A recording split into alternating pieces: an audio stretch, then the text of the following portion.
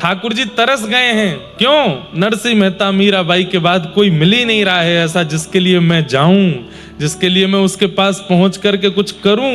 कोई मिल ही नहीं रहा है।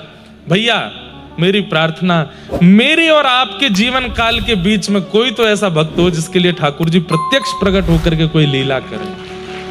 अरे हम नरसिंह मेहता नहीं बन सकते, हम जनाबाई नहीं बन सकते, हम तुकाराम नहीं बन सकते, हम सक्कूबाई नहीं बन सकते, हम नरसिंह मेहता नहीं बन सकते। पर कई बार मुझे लोग मिलते हैं, जूनागढ़ में भी एक मिले थे, बोले कि महाराज जी मेरे पर दादा और उनके पूरे खानदान में पूर्वज जो थे वो नरसिंह मेहता जी के साथ संकीर्तन में जाते थे, उनके वंश का मैं बालक हूं। नरसिंह मेहता जी का नहीं, उनके साथ कीर्तन में संगत करने वाले थे, उनका मैं वंशज हूं, ऐसा मुझे किसी ने बताया। मैंने कितना भाग्य इसका। हम आप सब लोगों की तो भैया इतनी योग्यता नहीं कि ठाकुर जी हमारे सामने प्रत्यक्ष हो भी सकते हैं, पर हम में से ही कोई ऐसा निकले ताकि हमारी वंश की पीढ़ी भी आगे जाके कहे कि भैया हमारे पूर्वज जो थे वो फलाने भक्त के संग रहे थे जिनको ठाकुर जी ने दर्शन दिया। तो कंप्यूटर का जमाना है, सोशल मीडिया का जमाना है, हमारी एक बात मानेंगे? सतयुग, त्रेता, द्वापर, कलयुग, ये 4 युग हैं। सतयुग में राक्षस का नाम रिवील हो चुका है। कौन था? हिरण्यकश्यप, हिरण्याक्ष। त्रेता के राक्षस का नाम भी सबको पता है, रावण, कुंभकर्ण।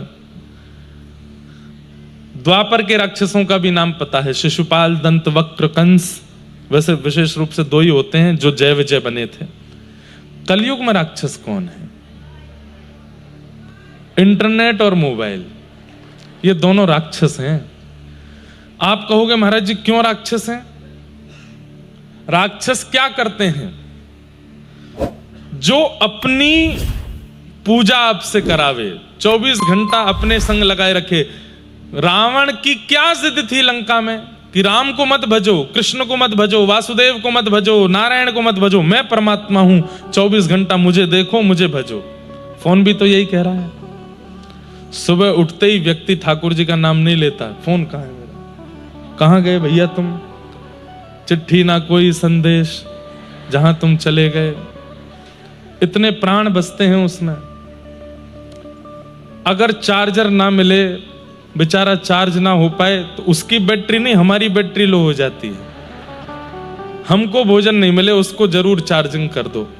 अच्छा चलो फोन है, उसमें नंबर है, फोन कॉल लग जाता है, लेकिन अगर इंटरनेट ना हो, जहां पर नेटवर्क ही नहीं आ रहे हो, इंटरनेट चले ही नहीं रहा हो, वहां व्यक्ति 2-4 दिन से ज्यादा रह नहीं सकता।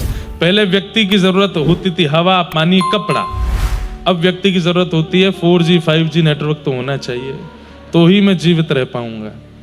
जो अपने अधीन कर ले वही तो राक्षस है। ठाकुर जी के अधीन हमको होना चाहिए था, हम किसके अधीन होते जा रहे हैं? अभी भी इतना राक्षसत्व नहीं आया है, पर हमारा और यहां जितने युवा बैठे हैं, हम लोगों के बुढ़ापे में देखना क्या होगा। जन्म लेते ही बच्चा रोया करेगा, किसी चीज से शांत नहीं होगा, दूध से भी शांत, उसको फोन दिखाना पड़ेगा। फोन में मैं तोता हरे रंग का मैं तोता सुनेगा तब शांत होगा। हमारी भी बहनें हैं, उनके छोटे छोटे बच्चे, मैं देखता हूं उनको कैसे शांत होते हैं।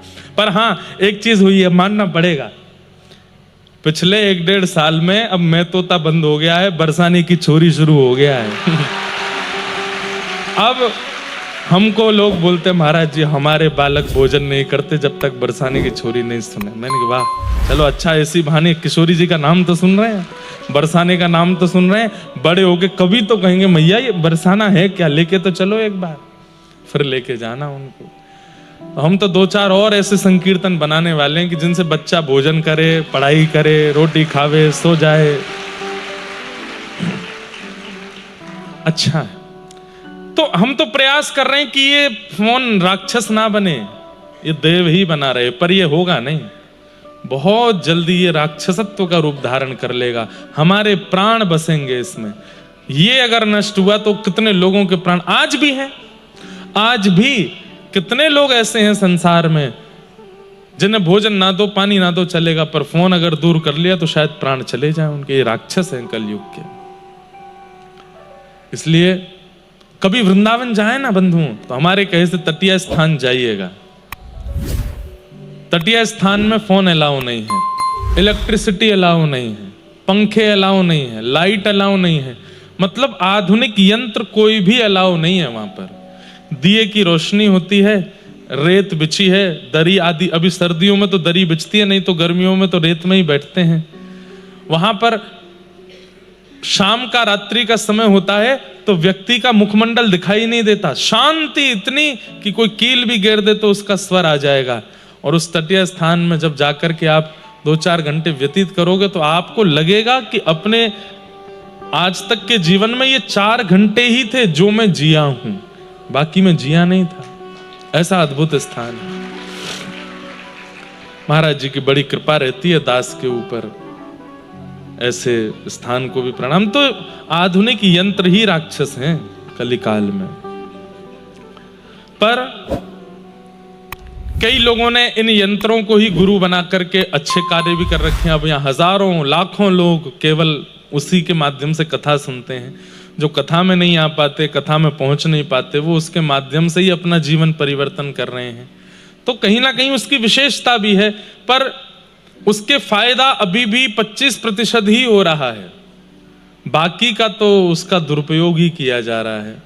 प्रयास कर रहे हैं कि उससे और सदुपयोग बने, और युवा जुड़े, और कथाओं का प्रचार हो, और ठाकुर जी के सत्संग का प्रचार हो, ऐसी भावना है। कल हम आप सब लोग रास का प्रसंग सुन रहे थे, और रास में देवादिदेव महादेव आदि सब पधारे और ठाकुर जी ने रास विहार किया। बंधुओं, आचार्य चरणों की माने तो 6 महीने तक रास चलता रहा, 6 माह तक। और वो 6 महीने भी हमारे आप वाले नहीं, ब्रह्मा जी के 6 महीने। ब्रह्मा जी का 6 महीना कितना बड़ा होता है, सुनिएगा। सतयुग त्रेता द्वापर कलयुग, सतयुग त्रेता द्वापर कलयुग, सतयुग त्रेता द्वापर कलयुग जब 71 टाइम्स बीत जाता है, तब एक मनवंतर ब्रह्मा जी का एक दिन। सतयुग त्रेता द्वापर कलयुग 71 टाइम्स जब बीत जाता है, अभी एक चल रहा है कलयुग, ये 71 टाइम्स आ जाएगा, तब ब्रह्मा जी का एक दिन होगा, एक मनवंतर पूरा होगा। ऐसे ब्रह्मा जी भी 100 वर्ष की आयु तक जीते हैं। उन ब्रह्मा जी के 6 महीने तक ठाकुर जी रास करते रहे। सोचो, हमारी सोच से परे है। अगर इस 6 महीने को हम काउंट करें तो इसका मतलब क्या है, रास करते रहे नहीं, वो पास्ट टेंस नहीं है, प्रेजेंट टेंस है। अब भी रास चल रहा है वृंदावन में, आज भी अनुभव होता है। श्री निधिवन राज में, सेवा कुंज में, यमुना पुलिन पर आज भी ठाकुर जी का रास विहार हो रहा है। और उसी रास विहार का अनुभव करने के लिए असंख्य महापुरुष वृंदावन में भजन कर रहे हैं। असंख्य लोग वृंदावन जाकर के श्री किशोरी जी की शरणागति कर रहे हैं, ताकि उस रास का हमें किंचित अनुभव हो जाए। ऐसा वृंदावन धाम, जहां आज भी रास हो रहा है, आज भी रास रच रहा है। वृंदावन में कभी पास्ट टेंस का प्रयोग मत किया कीजिए कि ठाकुर जी मक्खन चुराया करते थे, यमुना जी पे लीला करते थे, यहां पे ये करते थे। नहीं, आपकी भक्ति उस दिन सुदृढ़ हो जाए जिस दिन आप थे को हैं बोलो। आज भी लीला करते हैं, यहां रास करते हैं, माखन चुराते हैं सब। अब एक बड़ी प्रसिद्ध कथा आप सबने सुनी है। आज से 450 वर्ष पहले श्रीनाथ जी, जो आपके उदयपुर में विराजमान हैं, उदयपुर के पास नाथद द्वार में विराजमान हैं, जब गिरिराज जी में विराजमान थे, गोवर्धन में विराजमान थे, अनेक लीलाएं ठाकुर जी ने की हैं। कितनी लीलाएं, मेरे को तो एक साथ सारी याद आ जाती हैं, कौन कौन सी सुनाऊं। गोविंद स्वामी जी के साथ में, गोविंद दास के साथ में छुपम छुपाई खेलते थे ठाकुर जी। गोविंद दास के साथ में छुपन छुपाई खेलते थे। गोविंद दास जी की बारी आती तो गिनती करते 1 2 3, ठाकुर जी जाके छुप जाते सघन वन में। पर गोविंद दास जी तो भक्त हैं ना, इतने चतुर, ठाकुर जी के श्री अंग जहां जहां स्पर्श होता वहीं वहीं सुगंधी हो जाती, तो सूंघ सूंघ करके पेड़ों को पहुंच गए। तभी देखा पीतांबरी लटकी हुई है ठाकुर जी की, ठाकुर जी को कर दिया, ठाकुर जी पकड़े गए। अच्छा, एक लीला और मैंने पढ़ी थी, किशोरी जी और ठाकुर जी छुपन छुपाई खेलते हैं। आजकल के बच्चे नहीं खेलते ये सब खेल। हमारे युवा भाई बहन कभी कभी ये सब खेल खेला करो।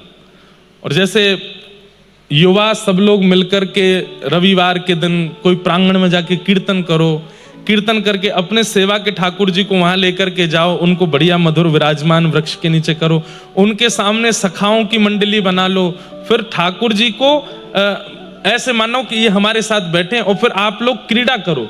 पर वो खेल होने चाहिए वही वाले ठाकुर जी वाले। उसमें एक खेल आप करो, एक के आंख पे पट्टी बांध दो, पट्टी बांध करके एक दायरा बना दो और उसके कहो भाई अब तू पकड़ के दिखा, हमको छू के दिखा। कितना आनंद आता है उस खेल में। एक बार किशोरी जी के साथ ठाकुर जी छुपन छुपाई खेल रहे थे, ध्यान से सुनना। तो ठाकुर जी की बारी आई तो ठाकुर जी गिनती गिनने लगे, सब सखियां छुप गईं जा जा करके जहां भी छुपना था। इतने में ही ललिता जी गईं ठाकुर जी के पास, बोले सुनो। बोले हाँ, हमारी किशोरी जी इतनी भोली हैं, सबसे पहले वो ही मिल जाएंगी आपको, तो देख करके भी अनदेखा कर देना। अगर आप जीत गए तो फिर देखना हम क्या करेंगे। बोले क्या करोगे? तुम्हारी वंशी चुरा लेंगे।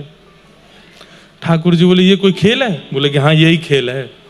हम लोगों को ढूंढो, हम लोगों को। किशोरी जी सामने आके खड़ी भी हो जाए तो भी कहना हे श्यामा जी तुम कहां हो, मुझे तो दिख ही नहीं रहे। अरे किशोरी जी कहां चली गई? ठाकुर जी बोले ठीक है। अब किशोरी जी यहाँ पे बड़ी उत्सुक हैं कि श्याम सुंदर मुंह को ढूंढेंगे। एक पेड़ के ऊपर थोड़ी सी चढ़ गई हैं, पर जो वस्त्र धारण की हो वहां की चुनरी नीचे लटक रही है, वो दिख ही रही है स्पष्ट की बैठी है वहां पे। अब ठाकुर जी यहाँ आंख बंद करके गिनती गिन के पीछे मुड़ के देखे, हम भाई मैं आ रहा हूं भैया, सब तो सावधान है जाइयो।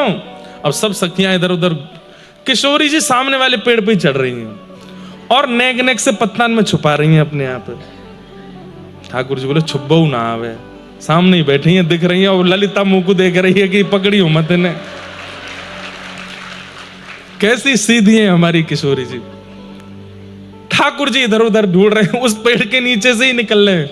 किशोरी जी मुंह पे हाथ धर के बैठी हैं, कहीं मुंह को पहचान नहीं जाए। ठाकुर जी जैसे पेड़ के नीचे से निकले तो वो चुनरी इतनी नीचे है कि ठाकुर जी के मुकुट को स्पर्श है। ठाकुर जी चुनरी उठा करके नीचे से जा रहे हैं। कहां हो किशोरी जी? अरे श्यामा जी मुझको दिख नहीं रही हो। थोड़ी देर बाद किशोरी जी को लगी थक गए होंगे, मैंने एक सहज है जाऊं ताकि इनको दिख जाऊं। तो किशोरी जी ने एक नीचे आ गई। ठाकुर जी डोलते डोलते फिर लौट करके आए, देखिए तो और नीचे आ गई। तो ठाकुर जी फिर पूछे, अरे श्यामाजू तुम कहां चली गई हो? ऐसी निपुण हो खेल में, मिल ही नहीं रही हैं। अरे सबरी सखी तुम सब तो मुंह को दिख गई हो, पर ये श्यामाजू नहीं दिख रही हैं। किशोरी जी कह रही है, अरे श्याम सुंदर बेचारे व्याकुल है रे, मैंने एक और नीचे आ जाऊं। अंत में किशोरी जी नीचे आके खड़ी है गई हैं। तब भी ठाकुर जी सामने से जाते हैं, फिर मुड़ जाए, अरे किशोरी जी मेरी श्यामाजू कहां चली गई तुम? किशोरी जी बोली अब तो लगे नाटक है रोए, मैं तो सामने ही खड़ी हूं। किशोरी जी सामने जाकर के खड़ी हो गई, और खड़ी होकर के बिल्कुल स्पष्ट सामने आकर के खड़ी हो गई। तब भी ठाकुर जी, अरे मेरी श्यामाजू तुम कहां चली गई, मुझको दिख ही नहीं रही हो। ललिता विशाखा दोनों ने आकर के, हमारी किशोरी जी जीत गई, हमारी श्यामाजू जीत गई। अरे तुम यहां खड़ी, मुंह को तो दिखी ना, इतनी देर रह गई। अरे मैं तो ढूंढ ही नहीं पायो। अरे श्यामाजू या खेल की तो स्वामिनी आप ही हो। अब चलो आप गिनती गिनो और मुंह को ढूंढियो, ठीक है? बोले हाँ। अब किशोरी जी गई वहां पे 1 2 3 ऐसे गिनती गिन रही हैं। ठाकुर जी बोले अब मैं चढ़ूंगा पेड़ पे। जैसे पेड़ पे चढ़ने लगे, ललिता जी आई, सुनो हमारी किशोरी जी ज्यादा श्रम नहीं करें, ऐसे खड़े होना कि नेक में ही मिल जाओ। ठाकुर जी बोले ये कोई खेल है? मैंने तुम्हारी एक बार बात मानी, नहीं ढूंढी ना वो, अब मुंह तो छुपन दो। बोले ना, ऐसे खड़े हो कि किशोरी जी को 2 मिनट में ही दिख जाओ। ठाकुर जी बोले ठीक है। तो एक पेड़ के पतनी सी उसकी तनी है, वही के पीछे ठाकुर जी छुप गए। यहाँ तक कंधा भी दिख रहे हैं, पीताम्बरी भी दिख रही, सब दिख रहा। किशोरी जी 10 तक गिनती गिनने के बाद जैसे ही पीछे देखो, अरे श्याम सुंदर तुम कहां हो? ठाकुर जी बोले अब इतने में ना दिख रहा हूं मैं, मैं और पेड़ से इधर, अरे श्यामाजू इतकू हूं। किशोरी जी अरे मैंने पकड़ लिए। सब सखियां बोली अरे 2 मिनट में ही जीत गई। चलो श्याम सुंदर प्रणाम करो हमारी किशोरी जी को, या खेल की अग्रगण्या तो हमारी स्वामी जी हैं। जी स्वामी जी आप ही हो, सब खेलन में मुखिया आप ही हो, हम तो कछु है ही ना है। ऐसे हमारे श्याम सुंदर। तो ये खेल कभी कभी अपने घर के ठाकुर जी को, जब वो निवृत्त हो, आप भी फ्री हो, छत पे ले जाओ, कहीं बगीचे में ले जाओ, कहीं ले जाओ, 2-4 बालकों के झुंड ले जाओ और बढ़िया ठाकुर जी का भोग प्रसाद करके ठाकुर जी को बढ़िया बैठाओ और फिर उनके सामने उनके जैसे ही खेल खेलो, ठाकुर जी को सुख प्रदान करो। हम तो बड़े अपने लाल जी को खूब आनंद कराते हैं, ऐसे खूब खेल खेलते हैं एकांत में। तो ऐसे हमारे वृंदावनेश्वरी श्री राधा रानी हैं। आज भी ठाकुर जी लीला कर रहे हैं, आज भी रास वृंदावन में हो रहा है। बस दर्शन करने के लिए गुरु कृपा की दृष्टि चाहिए, आज भी अनुभव हो जाता है। आपको क्या लगता है जिन महापुरुषों को आप प्रणाम करते हैं उन्होंने ठाकुर जी का अनुभव नहीं किया होगा? निश्चित किया है, उनको अनुभव होता है। इसीलिए उनकी वाणी, उनका दर्शन, उनका स्वरूप, उनका वांग्मय, सब कुछ हमें इतना आकर्षित करता है क्योंकि उन्हें ठाकुर जी दिख चुके हैं, ठाकुर जी का अनुभव हो चुका है। ठाकुर जी आज भी रास बिहार व्रज में कर रहे हैं।